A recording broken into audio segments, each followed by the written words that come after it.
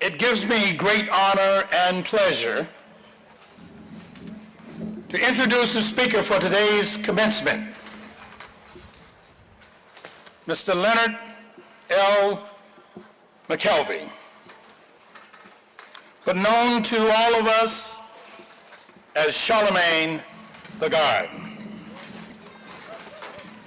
Multimedia mogul and cultural icon, Charlamagne the God is one of the most potent, influential, and sought-after voices in the world today. He is the outspoken, well-informed, and charismatic co-host and driving force of the hottest radio show in the United States, The Breakfast Club.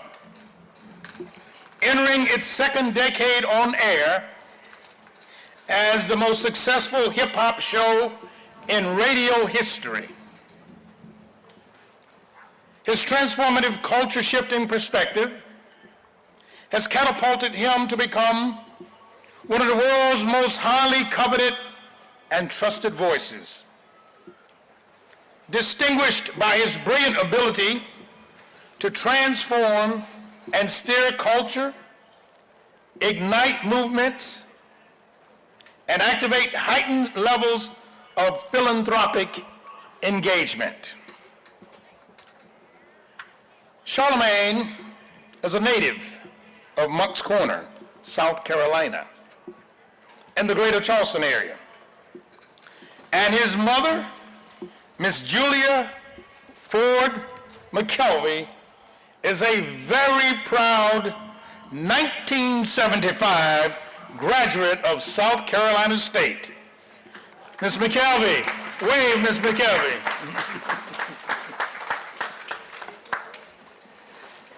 In 2019, Charlamagne established a Ford Family Endowed Scholarship Fund by contributing $250,000 to South Carolina State's Alumni Association in honor of his mother and grandmother through his nonprofit organization. Graduates, remember your mother and your grandmothers on this near Mother's Day and the wonderful things that you can do in their honor on behalf of your beloved alma mater. Remember what he did. And he did that through his nonprofit organization, Third Eye Awareness. The fund supports scholarships for Black women in English, communications, and mental health fields at the university.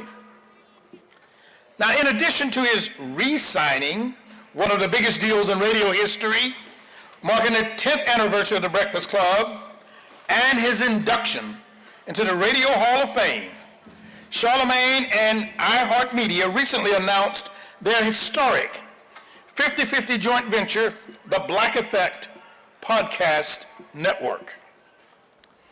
This landmark partnership with iHeartMedia, America's leading podcast publisher, was developed to spotlight Black voices, celebrate Black creators, and invest in the Black community.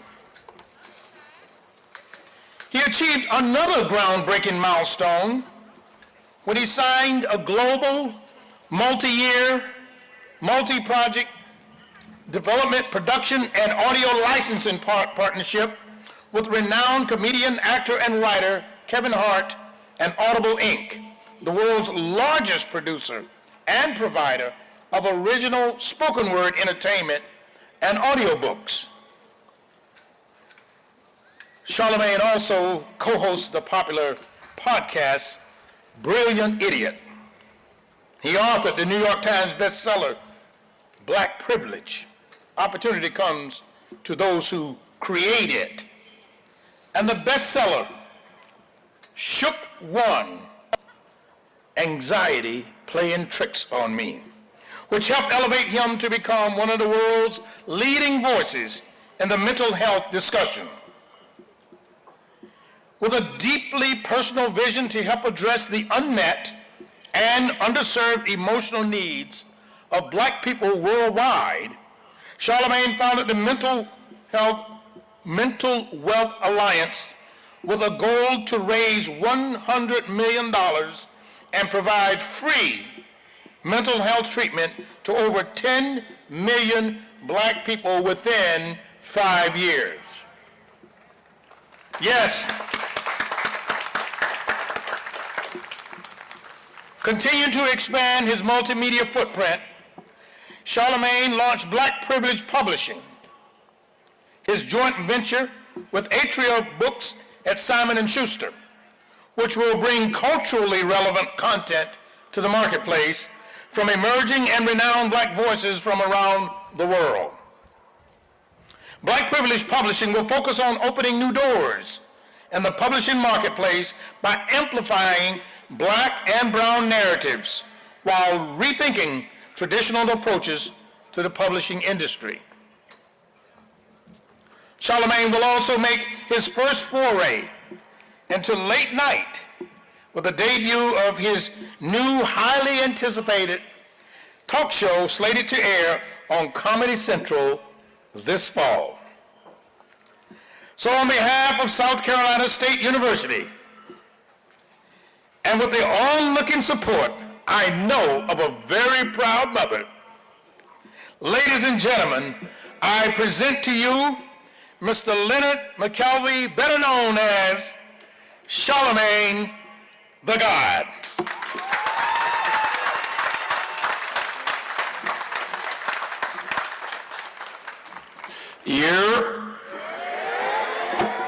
SC State, what's happening? President Clark put a lot of sauce on that intro. I was sitting back there like, who the hell is he talking about? But, you know, I recently read that coincidence is God's way of staying anonymous. I guess that's another way of saying God works in mysterious ways, but I don't think there is anything mysterious about the way that God works at all. And if coincidence is God's way of staying anonymous, I hate to blow up God's spot right now, but God, you're not low.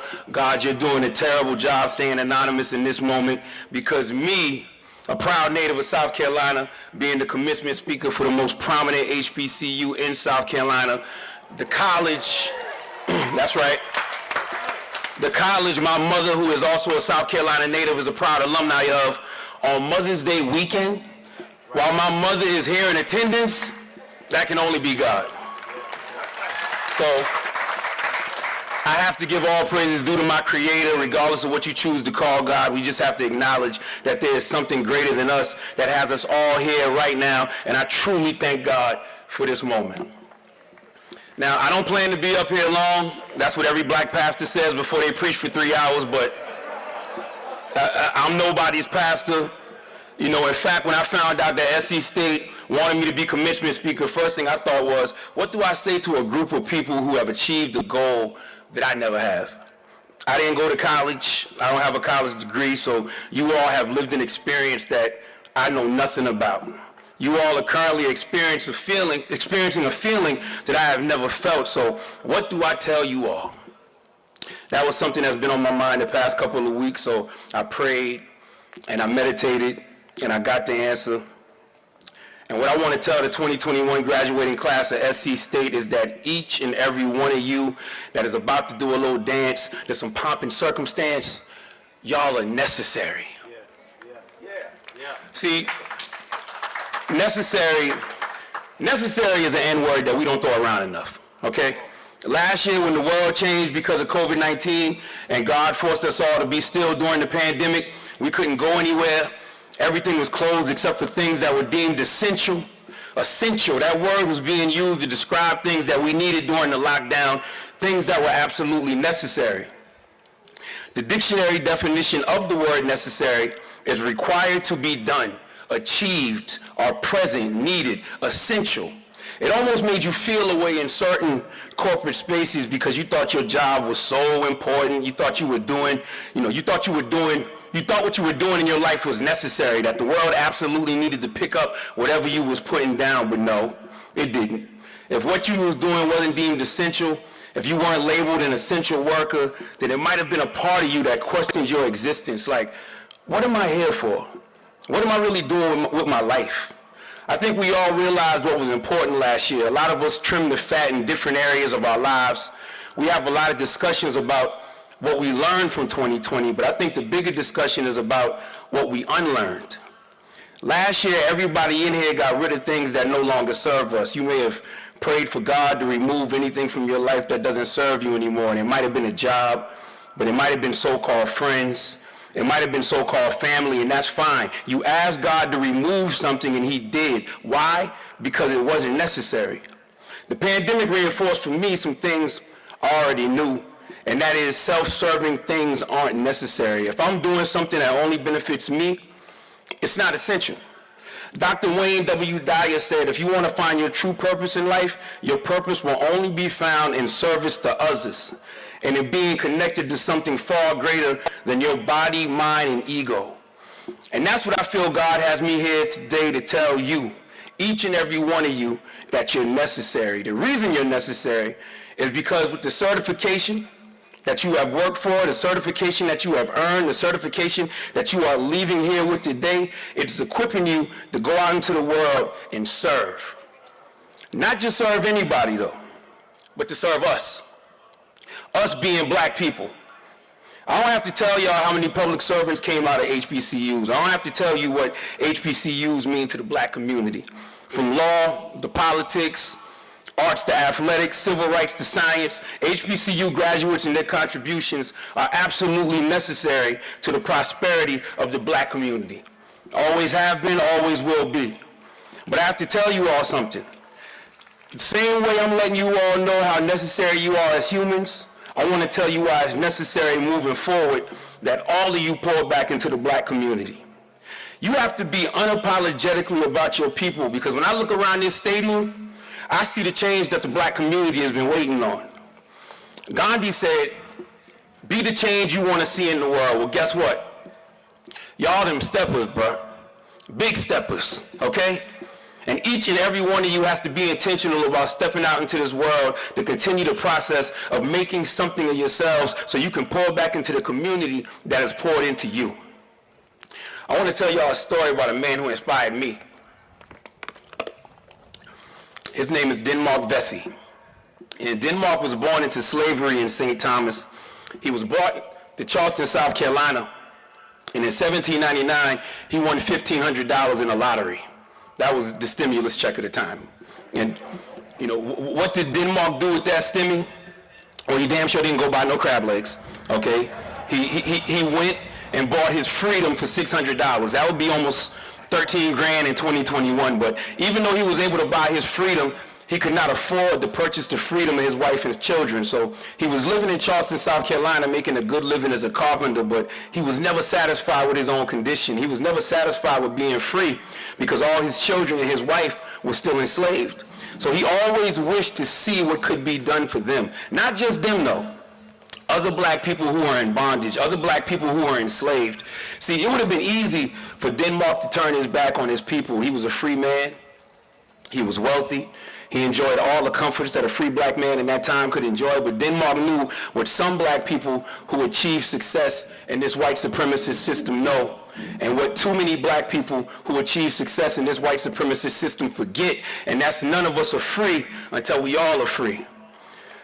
But Denmark did something that a lot of black people don't do when we get in certain positions, and that's devise a plan to liberate those of us in our communities who haven't had the opportunities or who may not have the resources to liberate themselves. Denmark knew that he was living well, but other black people in that time, right in Charleston, South Carolina, were not. See, he wasn't concerned with anything self-serving. He knew his purpose came in service to others, and he organized and led what potentially would have been one of the biggest slave revolts in American history. You see, what Denmark planned to do was kill the slaveholders in Charleston, liberate the slaves, and sail to the Black Republic of Haiti for refuge. Why am I telling y'all this story? Because Denmark Vesey was a black person, just like all of you, who was necessary. And even though he had achieved more than other black people at that time, even though he was in a better position than other black people during that time, he couldn't enjoy any of it because he knew that there were other black people still in bondage who hadn't received the opportunity to liberate themselves that he did. So he decided to take matters in his own hands and go back and free those who didn't have the opportunity to free themselves. That's why I say everybody here is necessary, because y'all have to have the spirit of Denmark Vesey in you. And when you go out into the world with your degree and you get into these spaces, you have to take what you have learned and will learn back to the communities you come from and free those still in bondage. Now, know that in doing this, it's going to be opposition, just like it was for Denmark Vesey. The reason the slave revolt didn't happen was because of two slaves that were opposed to Denmark's plan. See, these two slaves who were opposed to Denmark had a stellar reputation with their masters, okay? See, some Negroes be so happy to be in good with white folks that they forget where they came from. They don't care about the liberation of black people, because in their mind, making it is getting in good with their oppressor. They happy continuing to make massa rich. Let massa eat, at least we get the leftovers. I mean, to me, that's no way to live. What y'all think? So being that they wanted to please their white masters more than they wanted to liberate their own people, they told on Denmark. So the city organized the citizens' militia, and white militias and other groups of armed men started rounding up everyone who was in on the plot, and they ended up hanging the good brother Denmark Vesey.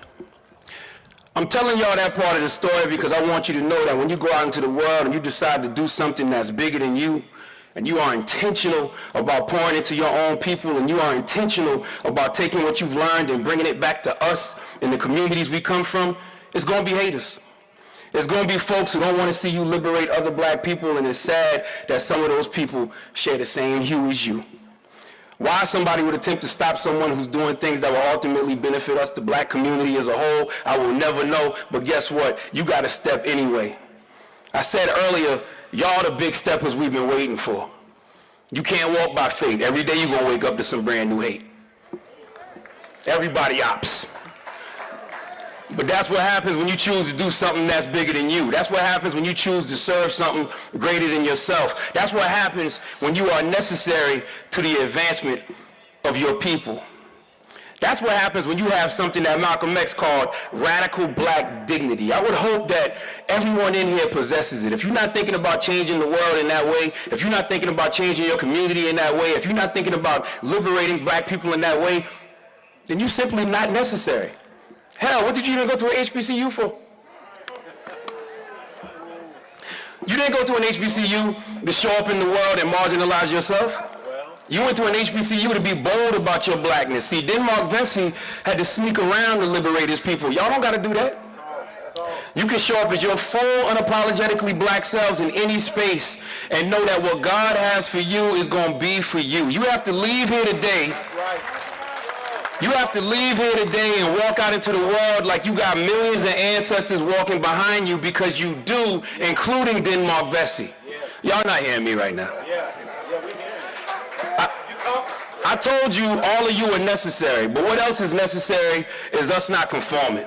I've been in so many corporate spaces over the years, and I've seen black people have to do the dance in order to succeed. I've seen black people go along to get along. I've seen black people afraid to speak up just because they are happy to be in the room, or they feel like since they are the only black person in that space, they don't want to be the last, so they're afraid to rock the boat. Well, let me tell you something. You know, if you are afraid to speak truth to power, if you are afraid to show up and express your beautiful black brilliance, if you are afraid to show up and show out for black people in these corporate spaces that you all are going to be in, then understand, you're not just on a boat, you're on a slave ship. See, y'all are necessary because y'all the fearless generation, and our communities need that. It's imperative because if it's one thing we know, making this white supremacist system comfortable has got us nowhere. I say this quote all the time by Zora Neale Hurston because it's so true. If you're silent about your pain, they will kill you and said you enjoyed it. That's why I need all you sisters, I need all you brothers to walk into the next phase of your lives loud. If you think you're being loud now, be louder. If you think you're making noise now, make more noise. If you're scared, say you're scared and break free from fear. That's how you change the world. See, I'm not afraid of being loud. If you've been following me for years, you know that. I'm more afraid of being silent. See, being silent will haunt you. You'll think about the times you should have spoken up, but you didn't. And that will haunt you because in And in that moment that you didn't speak up, you made it harder for the person coming behind you, because now they're going to have to deal with the same issues that you could have handled right then and there. See, I can't fault anybody for what they don't know, but I will fault myself for not teaching them. We be so afraid to make noise because we work so hard to get in certain positions that we don't want to be tricked out of those positions. But I'll tell you something, man. Nothing can stop the destiny God has planned for a person. That's right. That's right. Look at me. I've been fired 4 times from 4 different radio stations, 2 right here in South Carolina. One doesn't exist anymore, and the other is Hot 103.9 in Columbia, South Carolina, where you can currently hear me every morning, Monday through Friday, 6 a.m. to 10 a.m., because the Breakfast Club is nationally syndicated, so I'm back on those airwaves. Look at God. Every single station I worked at, I spoke out against injustices that I saw in the workplace. I used the microphone to speak out against injustices I saw in the street. Yes, I said street with an SK. I'm from South Carolina. What's happening? I spoke out. I used to speak out, and I remember a program director here in South Carolina telling me that I had too much of an opinion, and I'm not supposed to have an opinion. And my mindset is, what's the worst that can happen? I get fired? Yeah, 4 times. See, my mindset was I can get fired and live at home with my mama, but if I bite my tongue and don't speak out against blatant injustice to my people, I can't live with myself. Let me say that bar again, because I need to remind myself. I need to hear that again. I can get fired and live at home with my mama, but if I bite my tongue and don't speak out against blatant injustice to my people, I can't live with myself. That's good. That's good. If I don't speak up, I make it harder for the next black person coming behind me. If I don't speak up, I make it harder for the next black person who has to navigate their way in a room full of vultures. See, there is this thing called unity and group operation, and we talk about it in a physical sense, like all of us come together physically to make something happen. But black people, we have to have unity and group operation spiritually, mentally, emotionally. We talk about what it means to be the black person in the room and have to represent for all of us, but what does that look like? Well, I just told you. It means speak truth to power because it benefits us all. Not speaking truth to power to protect you is self-serving. Not speaking truth to power to protect your position is self-serving. If the truth will set us free, what do you think not speaking the truth does? It keeps us in bondage. And I don't know about y'all, but I'm free. And I like being free, and I like freeing others. I know everybody here likes being free, and I know the only way to true liberation is to recognize how necessary you are and how necessary having radical black dignity is. Malcolm X had this notion of radical black dignity. What did he mean by that? I mean, dignity is simply the state or quality of being worthy of honor or respect. It's a sense of pride in oneself. I wrote a book, 2 actually, but my first was called Black Privilege. Why did I pick that title? Because I believe it is an honor and a privilege to be black. I grew up with my father riding around listening to James Brown say it loud, I'm black and I'm proud. I grew up reading about Stokely Carmichael talking about black power. We were the generation walking around with the Malcolm X hats, the African medallions, the African American College Alliance hoodies. There was a pride to being black. And that's exactly how I want each and every one of you to show up in the world from this point on. I don't think any of y'all would have attended a historically black college and university if you had plans to do anything else. And if you're not proud of your melanin, if you're not proud to be attending an HBCU, if you don't have radical black dignity, then like I said before, you're simply not necessary. We have no use for you or your services.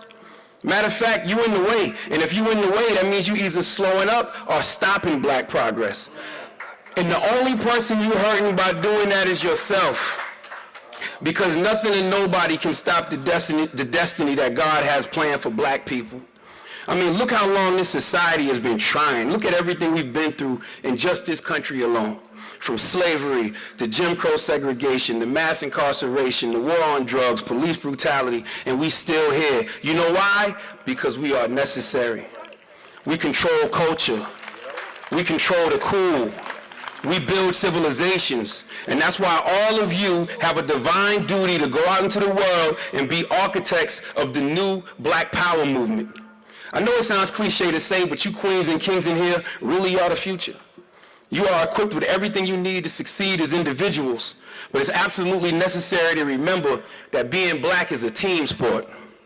It is necessary that we are about community. It is imperative that we love on each other, that we support each other, that we have each other's backs. I promise you, life is so much more fulfilling when you are doing things for the collective as opposed to just doing things for yourself. We talk about how it takes a village to raise a child, but we have to make sure we are that village. That's why I decided to come here today and let you all know how necessary you are as black people on this planet. That's why I'm here to let you know why having radical black dignity is necessary for the greater good of our community. See, when you have black pride, when you tap into your black power, when you understand that it is indeed a privilege to be black, then you look at your brother different.